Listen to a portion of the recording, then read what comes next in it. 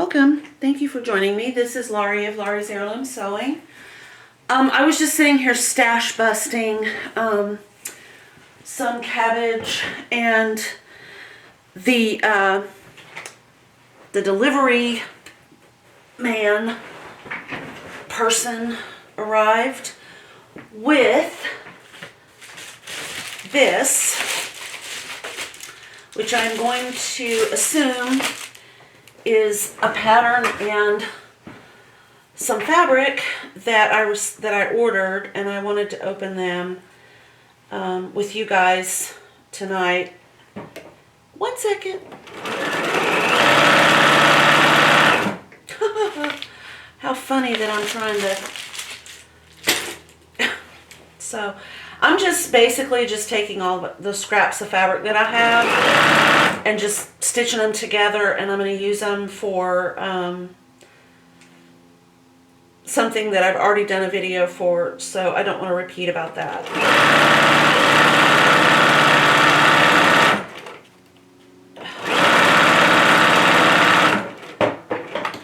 Okay. Yeah, so today was weird. Oops. I think I just ran out of bobbin thread. Oh my gosh. Perfect. Right at the end of that. Isn't that weird? Okay. But anyway, I was out walking my dog, and I received a phone call from a family member that I haven't talked to or seen in quite some time. And it was kind of a sad phone call, so this was this was my way of dealing with that. I just needed to do something creative, which always kind of is my reset button. I don't know how you guys deal with bad news or stress, but I really do think that either sewing or painting, drawing, writing, they're all really good outlets for situations that might make you feel sad, or if you're grieving, you know, even grieving loss over something.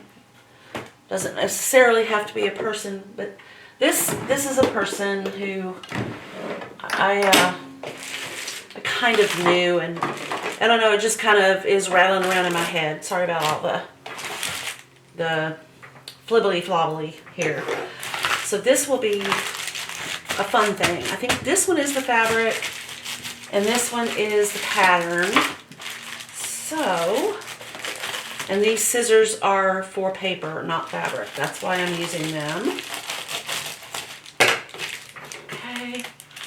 Da-da-da. Yes. So I ordered the Simplicity 8532, and this is actually for me. I'm going to make these items, probably all of them. I like the way they look. I'm not looking at fabric color. I'm looking at style of item. And I can kind of tell you what they have. It's, okay, there is a sewing mat and cover, which I assume is for the sewing machine. They don't actually show the cover on here. Oh yeah, they do. Yeah, they do. It's just a little fold over with a pocket on the front. Okay, then we have a scrap bag, which is what I was initially doing my sewing my cabbage together. I was going to make like a little scrap bag, but then I found this pattern, and it's adorable, and I think I can use you know, I can use several around. I don't need to just do one. So we're going to see how this pattern works. I think it utilizes an embroidery hoop. So I may not want to. I have a bunch of embroidery hoops, but we'll see. Okay, so then there's that adorable pin cushion. I don't know if that's going to show up. It's right above my thumb there, and I can't see my camera, so I don't know if that's showing up. It's like a little dress with a pin cushion on the bottom. It is so sweet, so cute. And then there is the fabric weights. Now the pattern, there's only a pattern for one, but I'm going to make multiples of these. I've been looking into glass. I don't know what, I can't remember what they use it for, but it's not sand and it's not beads. It's just glass. So we're going to see, because I wanted something weighty and I really didn't want to use rice. I don't know, we'll see. And then there's a scissors case, a needle case, and a wall organizer and pin cushion. And then there is this caddy, which is this it? Yeah, right here. This is the caddy. I hope all of that's showing up. So anyway, it's Simplicity 8532. And that's why I got that. I love this idea. I've seen it 1,000 times, and I really just want to do one for me. Okay, and then this, I think, is the little, if I'm not mistaken, I ordered a fat quarter bundle, or I ordered fabric. I can't remember. We're all going to find out at the same time. Ta-da! Oh, okay. Oh, it's a fat quarter bundle. Okay.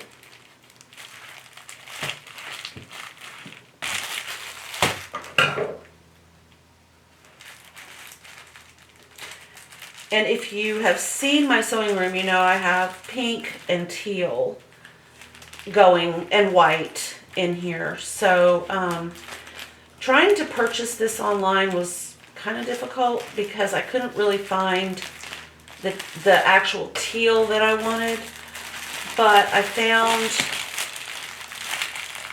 right, is it, there we go. It's a blue, and then there is, well, we'll just look at all of them. I'm gonna throw that in the garbage. It's just, you know me, I love floral. I'm trying to find, there it is. I mean, who doesn't love opening a package of fabric? Oh my gosh. It's just one of my favorite things. Okay. So here we have this one, which is just wonderful. And it feels really good too. This one feels more like a calico, and this one feels more like maybe a broadcloth. But this has that calico feel and look, but it still is pretty. And it really matches my decor. This one is like the first one. It feels kind of like a broadcloth. I love the white. It just pops. The big overblown cabbage roses, which feels very nice. Almost like it's not, but oddly it feels like a chintz.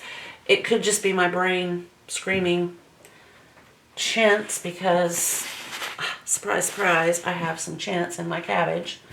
Okay. And then this other colorway of another rose print that also kind of has that chintz feel and sound. And then this is so sweet. That is just adorable. I love these little flowers. They're so cute. They look good together. And then we have this one, which, does this mimic? Oh, it's this. There's a white and a green. Okay, yeah. And oddly, the darker green fabrics, I wonder if it's a dye thing. They feel like, you know, just kind of make a rough, not that it's a bad feeling, but it's kind of like a muslin calico or something. I don't know. And then this one feels like broadcloth. And oddly, I'm not a yellow. I don't particularly gravitate toward yellow, but I like the way it pops off of these other colors. It's a brighter yellow than I would normally go for French country, with the blue and the yellow, kind of a lemony, pale lemony yellow and a pale blue, or almost like a Wedgwood blue in that color range is what I think of with the French country look. But I think these are all quite nice. This first one it's almost like a silky cotton. It's so soft. So my plan was to use most of these fabrics, putting this pattern together. So we'll see. I didn't even check the yardage on the, what the requirements are for each of those items. I may end up having to purchase some fabric or, just locate something here. I don't know. I might buy just a yard of maybe a pink floral. I don't know. But I am quite happy with the way that these are looking. This one is more, it has the yellow that I typically go for. It's that lemony, very pale, could go with anything kind of yellow, as opposed to this extra bright, more of a sunflower maybe. But it has a place. And then this is kind of that cafe au lait, kind of like a light coffee cream color. And I think they all just look absolutely gorgeous together. And I don't remember, I think it was $11 on Amazon. I'll try to remember to link it down below. And we'll be working on this as we round out the jacket project. And I really did want to do a pattern. If I had just been doing this for myself without, creating content, I would more than likely have just stuck with, just this mishmash of fabric that I have here. I've just gobs and gobs of this. And I feel like I would so much rather use this in my sewing room as a utility type thing than throw it away. The idea of having this in a landfill just, it just makes me sick. When I know that I can, heck, I can even, just make up a little bin for my office, and where I write my letters. If you ever have to throw something away, you've just got this little fabric bin. But this was for my sewing room, and I really wanted it to be a little bit more pulled together. I just bought a rug. I have my sofa. I have my pink chair. I have my pink iron. And I'm working on eliminating all of this mess. And I kind of wanted it a cohesive, pulled together look. So that is why I decided to go with this for in here. Let's just quickly look and see what we will be doing, because I will be making at least one of everything, and for sure more than one of the pattern weight, because I want some pattern weights. I'm tired of pinning, and I'm tired of using alternative things like my kitchen table knives and stuff. That's getting old as well. So pattern weights are right here. So you basically just make one, and the pattern refers to it as a fabric weight, which you could, I guess, but I'm going to be putting the pattern pieces on the fabric and then the pattern weight on top of the pattern piece. So I'm going to call it a pattern weight. Okay, so you fold the ribbon for the hanger in half, so we need ribbon. On the outside, you're going to pin the hanger to the fabric weight at one small dot, and then you're going to baste. Okay, that's right there. And okay, so this is one that you actually do cut triangles. I've seen them where you cut a square. This is not square, but you cut a square and you sew, and then you bring opposite corners together. and you have, you know, you have an odd shape. This is way too big and it's not going to show you exactly what I'm talking about. Let's see if I can, no, this isn't going to cut that.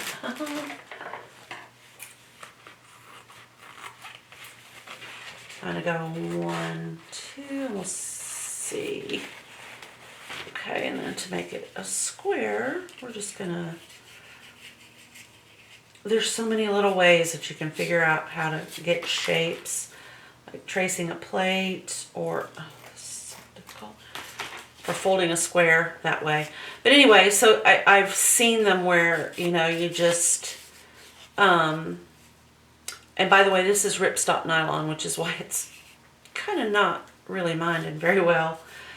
But you stitch, I'll just use a pin. I say that like this is so easy, but I use this to make toys for my dog. Yes, I have 2 dogs, and no, the other one is, he doesn't like to play with toys. He likes to sit in the sun and dream of doing something else. He's a little dreamer pug. Okay, so anyway, and then once you get the you know, these sides stitched together, you just bring this up like this, and then you stitch by hand. You stitch this and this.